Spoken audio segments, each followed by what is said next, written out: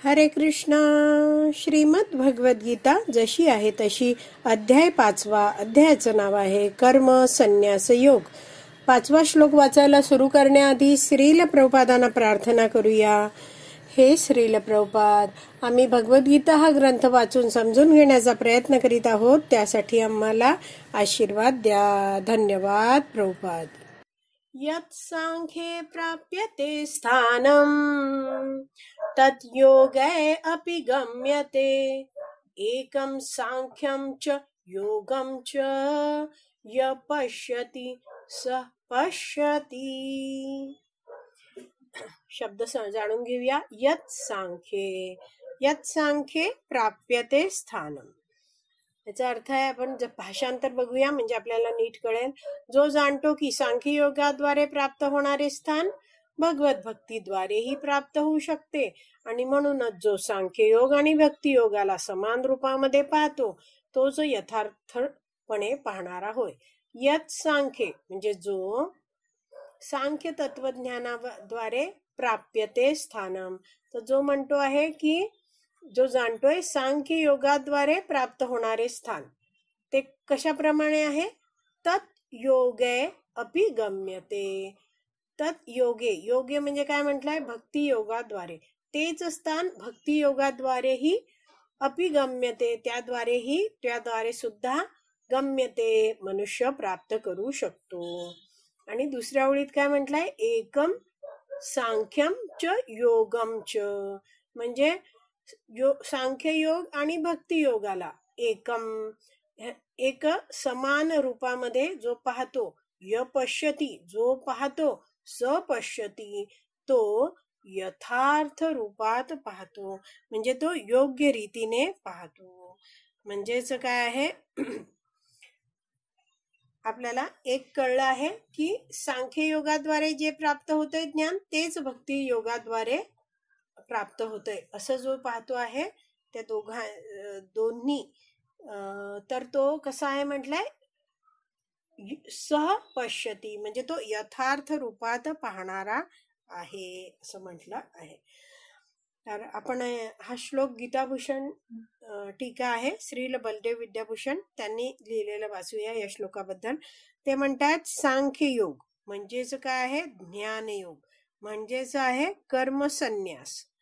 तर यामध्ये व्यक्ती काय करतोय, वर्णाश्रमातले जी काही कर्म असतात, जी वर्णाश्रमामध्ये वर्ण आहेत, आपण 4 वर्ण जाणतो, ब्राह्मण क्षत्रिय वैश्य शूद्र 4 आश्रम जाणतो, ब्रह्मचारी आश्रम, गृहस्थाश्रम, वानप्रस्थाश्रम आणि संन्यासाश्रम. तर हे वेगवेगळे वर्ण आणि आश्रमासाठी वैदिक शास्त्रात काही कर्तव्य दिली आहेत.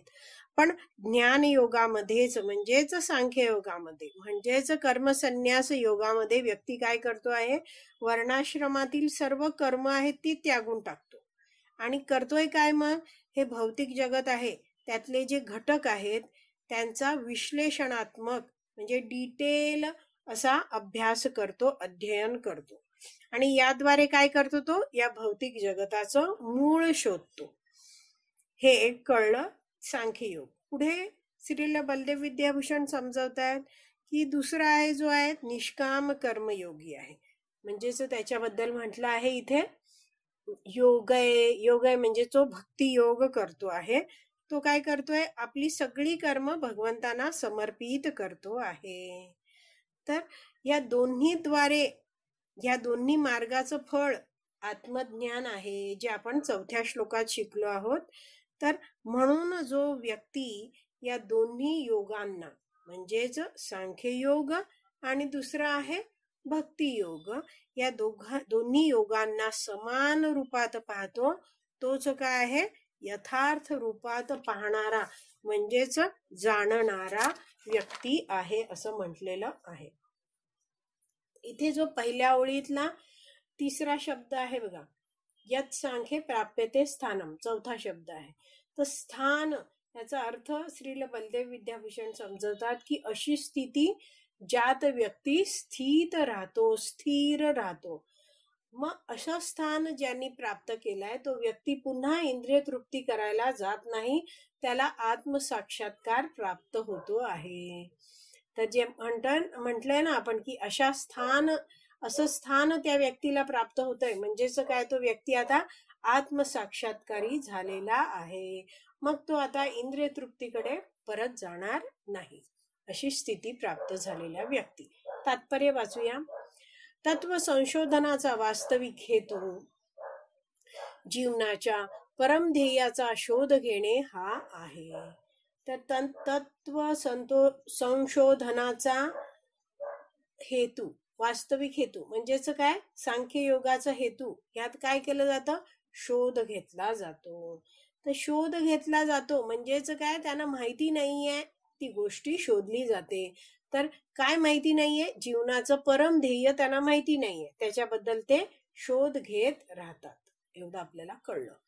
पुढे लिहिलंय, जीवनाचे अंतिम ध्येय आत्मसाक्षात्कार असल्यामुळे दोन्ही प्रक्रियांच्या निष्कर्षात मुळीच भेद नाही. तर आत्मसाक्षात्कार या शब्दाचा अर्थ काय आहे, मी आत्मा आहे, आणि परमध्येय काय आहे, जे परमात्मा आहेत त्यांचा मी अंश आहे. तर भगवंतांविषयी जाणणं हे काय आहे, या प्रक्रियांचा निष्कर्ष आहे, एवढं आपल्याला कळलंय. तर दोन्ही पद्धतीचं ध्येय काय आहे, ज्ञान आहे, एकच आहे, त्यामध्ये भेद नाहीये. म्हणजेच दोन्हीद्वारे तो कसला शोध घेतला जातो, परमध्येय भगवंतांचाच शोध घेतला जातो. पुढे वाचते आहे, सांख्य तत्वज्ञानाद्वारे मनुष्य या निष्कर्षाप्रत येतो की जीव हा भौतिक जगताचा अंश नसून परमात्म्याचा अंश आहे. परिणामी आत्म्याला भौतिक जगाशी काहीच कर्तव्य नाही आणि त्याची सर्व कर्मे परमात्म्याशी संबंधित असली पाहिजेत.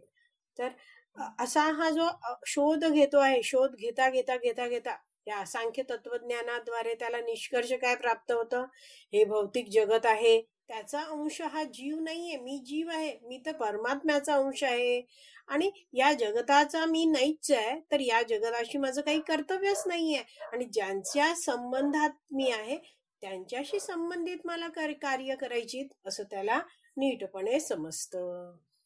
पुढे म्हटलं आहे, जेव्हा तो कृष्ण भावना परायण कर्म करीत असतो तेव्हा वास्तविकपणे तो आपल्या मूळ स्वरूप स्थितीमध्ये स्थित असतो.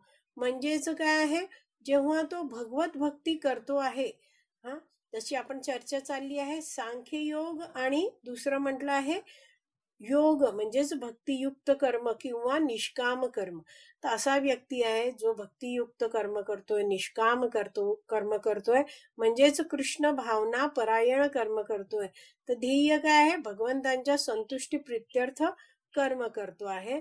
तर तेव्हा तो कसा आहे, वास्तविकपणे तो मूळ स्वरूप स्थितीत तो स्थित असतो. जीवाची मूळ स्वरूप स्थिती काय आहे, जीवेर स्वरूप होय कृष्णेर नित्यदास.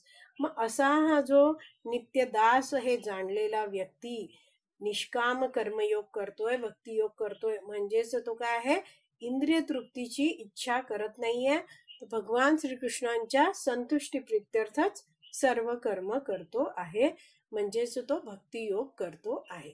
पुढे वाचूया. सांख्ययोग या पहिल्या प्रक्रियेमध्ये मनुष्याने भौतिक जगतापासून अनासक्त झाले पाहिजे, आणि भक्तियोगी या प्रक्रियेमध्ये मनुष्याने कृष्ण भावना भावित कर्मामध्ये आसक्त झाले पाहिजे. तर ह्या ज्या दोन्ही प्रक्रिया आहेत त्याबद्दल प्रभुपाद आपल्याला माहिती देत देत पुढे चालले आहेत. तर सांख्ययोगात काय करतो आहे व्यक्ती, भौतिक जगतापासून त्याला अनासक्त झालं पाहिजे, म्हणजे ह्यासाठी तो प्रयत्नशील राहतो. सगळ्या या भौतिक जगतातील गोष्टी आहेत त्यांप्रती आसक्त न होता त्यांच्यापासून अनासक्त होण्याचा तो प्रयत्न करत राहतो. आणि भक्तियोगात मात्र काय होतं, व्यक्ती काय करतो, इथे म्हटलंय मनुष्याने कृष्ण भावनाभावित कर्मामध्ये आसक्त झालं पाहिजे. तर भक्त या भक्तीत आलेल्या व्यक्तीला भक्ती योगाचं वर्णन करताना, माहिती देताना काय सांगतात की भगवंतांचा तू अंश आहेस आणि भगवंतांच्या संतुष्टीसाठीच तू कार्य केली पाहिजेत. इंद्रिय तृप्तीची इच्छा करून कोणतंही कार्य करायचं नाही. तू कोण आहेस? तू आत्मा आहेस. हे सगळं ज्ञान प्राप्त झालेला हा भक्तियोगातला व्यक्ती आहे. तो मग केवळ भगवान श्रीकृष्णांना केंद्रबिंदूत ठेवून सगळी कार्य करतो. मग जसं सांख्य योगामध्ये व्यक्ती आपल्या इंद्रियांना नियंत्रित करण्याचा प्रयत्न करतो, तसं भक्ती योगामध्ये हा व्यक्ती आहे तो इंद्रियांना इंद्रिय विषय पुरवतो. कोणते इंद्रिय विषय पुरवतो? भगवत भावना भावित इंद्रिय विषय पुरवतो. म्हणजे इंद्रिय आहेत, ज्ञानेंद्रिय कोणती आहेत? डोळे आहेत. डोळे जे रूप पाहू इच्छितात, कान शब्द ऐकू इच्छितात, जीभ काही रस चाखू इच्छिते आहे, नाक काही गंध घेऊ इच्छित आहे, त्वचा काही स्पर्श इच्छित आहे. तर असे हे जे ज्ञानेंद्रिय आहेत त्यांना हे भक्त आहेत ते भगवत विषय देतात. डोळ्यांनी भगवंतांचं सुंदर रूपाचं दर्शन घेतात. डोळ्यांनी हे अशी वैदिक शास्त्र आहेत ती वाचतात. नंतर नाकाने भगवंतांच्या चरणावर जे धूप, फुलं, तुलसी वाहिली आहे त्याचा गंध घेतात. नंतर कानाने भगवंतांच्या विषयी श्रवण करतात. नंतर जिभेने कृष्ण प्रसाद खातात. शरीराने भगवंतांची सेवा करतात, भक्तांना स्पर्श करतात. तर अशा सगळ्या सेवेमध्ये हा भक्त आहे तो भक्ती योगामध्ये काय करतो? कृष्ण भावनाभावित कर्मामध्ये आसक्त होतो, म्हणजेच आपल्या इंद्रियांना भगवंतांच्या सेवेत लावतो. पुढे वाचते, वास्तविकपणे जरी वर करणी एका प्रक्रियेमध्ये अनासक्ती आणि दुसऱ्या प्रक्रियेमध्ये आसक्ती दिसते, तरी दोन्ही प्रक्रिया सारख्याच आहेत.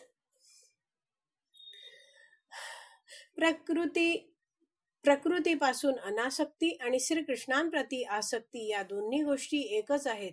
जो हे पाहतो तो सर्व गोष्टींना यथारूपामध्ये पाहतो. तर सांख्य योगामध्ये व्यक्ती काय करतो? आपल्या इंद्रियांना स्वतःहून नियंत्रित करण्याचा प्रयत्न करतो आणि इंद्रियांना इंद्रिय विषयांकडे जाण्यापासून थांबवतो. म्हणजेच तो काय करतोय? भौतिक प्रकृतीपासून अनासक्ती ठेवण्याचा प्रयत्न करतोय. आणि भक्ती योगामध्ये व्यक्ती काय करतोय? भगवान श्रीकृष्णांची सेवा करतो आहे आणि आपल्या इंद्रियांना भगवंतांच्या सेवेत लावतो आहे. म्हणजे तो भगवान श्रीकृष्णांची सेवा करून भगवंतांशी आसक्त होतो आहे.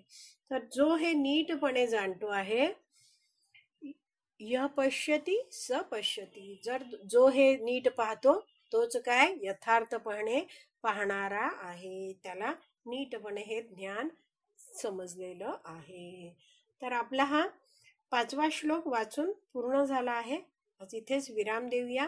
श्रीमद् भगवद गीता की जय. श्रील प्रभुपाद की जय. हरी बोल.